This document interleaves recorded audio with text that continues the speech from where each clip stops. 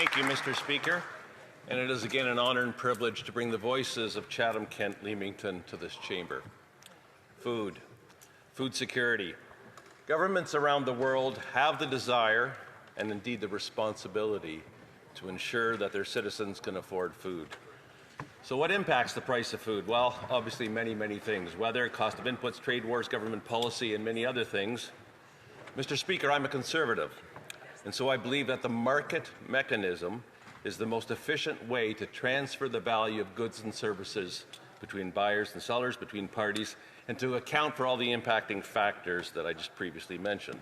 This applies obviously to all sectors of our economy and indeed also to agriculture and the agri-food industry. But markets only work sustainably when there's a balance of power between buyers and sellers. So over time, structures have developed, regulations if you want to call them that bring about that balance of power. The less the better, obviously, but over time, four things, in my mind, particularly apply to agriculture and to a varying extent on different food products. First of all, perishability, the perishability of the food. And let me illustrate. Mr. Speaker, if we were to negotiate the price of a glass of milk, or a tomato, or a bushel of wheat, and if we don't agree today, and we want to come back 2 weeks later and pick up the discussion, well, the value of those three different items have certainly depreciated differently. And so there are different mechanisms that bring about a timely response to the perishability and to determining price. Secondly, the ratio of buyers and sellers. We know about oligopolies, about monopolies. We've discussed in this chamber and at an Ag Committee the food retail sector and the development of a grocer code of conduct to address concerns about how value is transferred between our food processors and manufacturers to the retail sector. Obviously, this also applies to areas of telecom, airlines, and banking.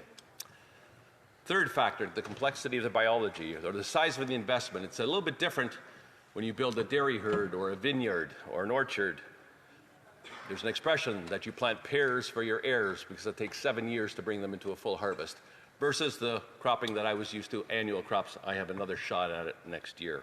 And lastly, and most importantly at times, especially in today's environment, the international trading arena. Everything from border measures, tariffs and non-tariff trade barriers, etc., impact on how food is marketed. Why do I say this? What's my point here, Mr. Speaker?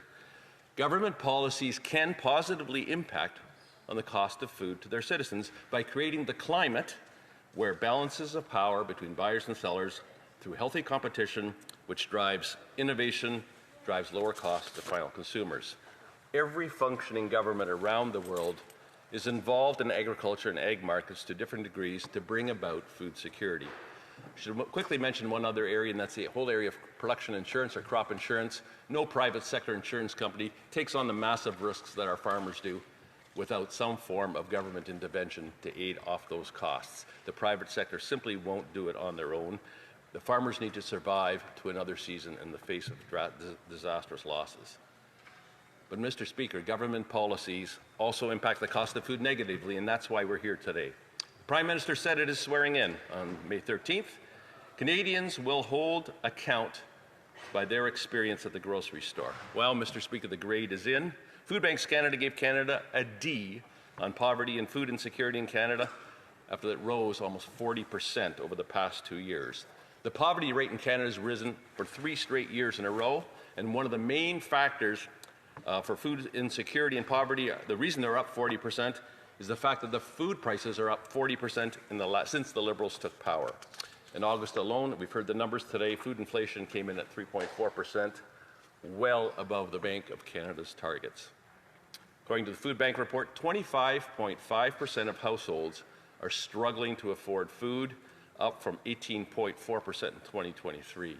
The Daily Food Bank expects 4 million visits to its food banks in 2025, double from 2 years ago. Food bank use up 142% since 2015. From the field to the fork, costs and hence prices are rising. It's often said that farmers are the first link in the food chain. It's actually not quite accurate. We have many input suppliers that go into the farmers. But whether it's skyrocketing input costs or higher interest rates, burdensome regulations, Canadian farmers are being squeezed harder every year. Another expression, farmers buy retail, they sell wholesale, and they pay the freight both ways. And I'll come back to that in a moment. That's why Conservatives call on the Prime Minister to stop taxing food by eliminating the following four things: the industrial carbon tax on fertilizer and farm equipment. Stats Canada has reported that realized net farm income fell 26% in 2024, the largest single decline in a decade. Meanwhile, rising costs for fuel, fertilizer, and feed continue to make farming less economically viable. While the consumer-facing carbon tax has been removed, the buried industrial carbon tax remains, and its costs are embedded in several inputs in food production, including farm equipment and the production of fertilizers. Canada also remains the only G7 country to maintain tariffs on Russian fertilizers, effectively raising the cost of fertilizers sourced from anywhere in Canada. The U.S. never did apply the tariffs. In this past year, their imports of Russian fertilizers have rebounded higher than they were the last 2 years. Secondly, the inflation tax, the money printing deficits. Previous Liberal government increased the money supply by 40% to address massive deficits, while the GDP only grew 4%. And the result of obviously could be expected: inflation. Revenues now from the GST flow almost exclusively to cover the interest on the debt, and that's before we have this upcoming budget. And now with the budget delayed till, what is it now, October 35th, we will only know about the budget 2/3 of the way into this fiscal year. And again, as the PBO report this morning has shown, we'll see, or anticipates, what those deficits will be. Canadians deserve a government that will cut wasteful spending so Canadians can afford to put food on their tables. There are human consequences to these policies. More empty stomachs. The PM promised affordable food, but now the Toronto Food Banks is expecting those previously mentioned 4 million visits. 86,000 job losses after this Prime Minister promised more jobs. The third to be cut would be the clean fuel standard, better known as carbon tax 2, again adding up to 16 cents or 17 cents per cost of litre of diesel. Fuel is not an option for farmers. It drives the tractors, it drives the fuel. The consumer-facing carbon tax is gone. This cost is not, and it is buried, it is not transparent, and it does get passed on down to consumers. I mentioned before that consumers or farmers pay the freight both ways. The costs. Transportation is involved in almost every step in the food value chain process, not only on the farms, and that fuel cost is buried in every step of the way. And lastly, the food packaging tax, the plastics tax. Alternatives to plastic come with their own environmental costs, Mr. Speaker. And again, according to the government's own analysis, banning single-use plastics will actually increase waste generation rather than reduce it. This ban will also dramatically increase food waste, costs that are embedded back into the system. The answer here is not banning plastic, single-use plastic. It is increasing its recycling. Mr. Speaker, we are the loyal opposition. We will oppose bad policy, but we will also propose solutions. Moving forward with positive actionables, here's what Canada must do. Build a national agri-food brand. Make Canada synonymous with safe, premium, innovative foods. Treat food security as a national priority. Modernize this Canadian Food Inspection Agency and the Pest Management Regulatory Agency. Approvals must take months, not years. We need to back entrepreneurs and cut costs in our transportation sector and in other areas. Invest in processing. Mr. Speaker, we will oppose, we will propose, but we will also expose. We call on this government to appoint the PBO, the Parliamentary Budget Officer, Jason Jakes, for a full 7-year term to be, quote, honest with Canadians on how money printing deficits will again cause rampant inflation of food, housing, and other prices when Canadians are so broke, and explain to Canadians how big a financial mess this Prime Minister has made and what is expected to be a 100% increase in deficit under his watch, end quote. Just from his report this morning, in the absence of financial results for the past year, we expect there to be a budget deficit of $51.7 billion in 2024-25, 68.5 this coming year, and rising from there. So to conclude, Mr. Speaker, government policy can affect positively the price of food, and it can affect negatively the price of food. The record over this past decade is self-evident, and this new PM said he should be judged by the prices at the grocery store. Well, thank you.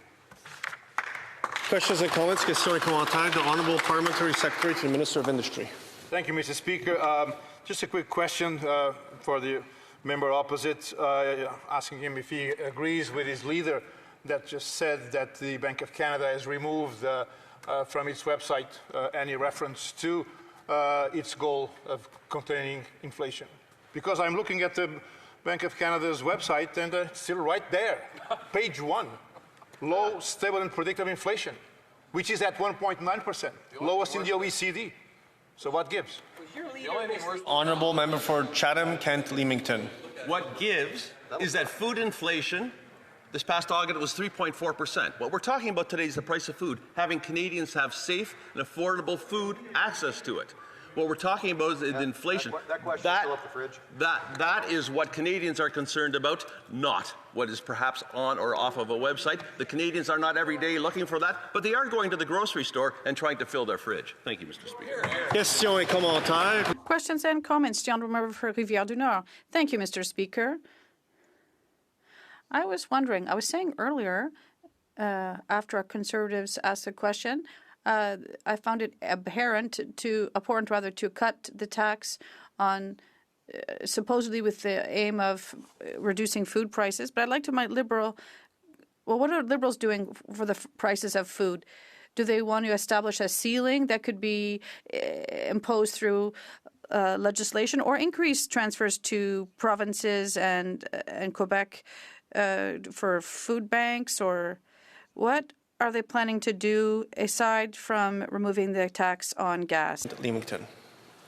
I want to thank my honourable colleague for the question, and I'm going to state up front that I don't know what this government's going to do. I can see what they've done so far, and it's obviously not working. As I said in my comments, what we need to do, what the responsibility of government is to create the climate for the market to work, for the market to drive innovation, to drive competition, and to drive prices lower while maintaining profitability throughout the food value chain. There's nothing wrong with profit in there, but it's when there's unnecessary regulation, unnecessary duplication, and bureaucracy that interferes with that, that is what's adding unneeded costs and reducing profitability throughout the food chain.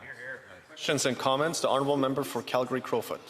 I share the member's view that the best protection for the consumer is a free and unfettered market. And in his speech, he talked about how regulation puts the thumb on the scale in opposition to the consumer. And I wonder if he might speak and use some more of the time we have to talk about maybe any of the specific regulations or the role of regulation in the cost of food. Honourable Member for Chatham-Kent Leamington. Thank my colleague for the question. Regulation is not a bad word. Regulation is necessary. That is not the point is what you need is efficient regulation. What you need is an economic lens that's applied to our regulatory structures so that we balance food safety with a proper response so that markets can function. Specifically, within the Agri-Food Committee right now, we are looking at the Canadian Food Inspection Agency. We're looking at the Pest Management Agency. When it takes 11 years to review a project, that's ridiculous. And so it's situations like that that impose cost and delay to the industry. The burden of regulation is something that has come up over and over again. Regulation, properly done, is necessary. What the industry is experiencing now is unfathomable. Questions and comments. Questions et commentaires. The Honourable Parliamentary Secretary to the Government House Leader. Inflation. Yes, Mr. Speaker, I think the member should reflect in terms of the leader of the Conservative Party spoke just prior to him. And when he spoke, he indicated that the certain information on the Bank of Canada website is just not there. Then he gets a question which questions the integrity of his leader, and he chooses not to defend his leader. Does he believe that the Bank of Canada is correct, or does he believe his leader is I guess I wouldn't say correct, is misleading? The Honourable Member for Chatham-Kent Leamington. I believe is actually that Canadians are paying 3.4% more for their food this past year. Inflation is rising. That's what we're talking about. This is because of the government policies.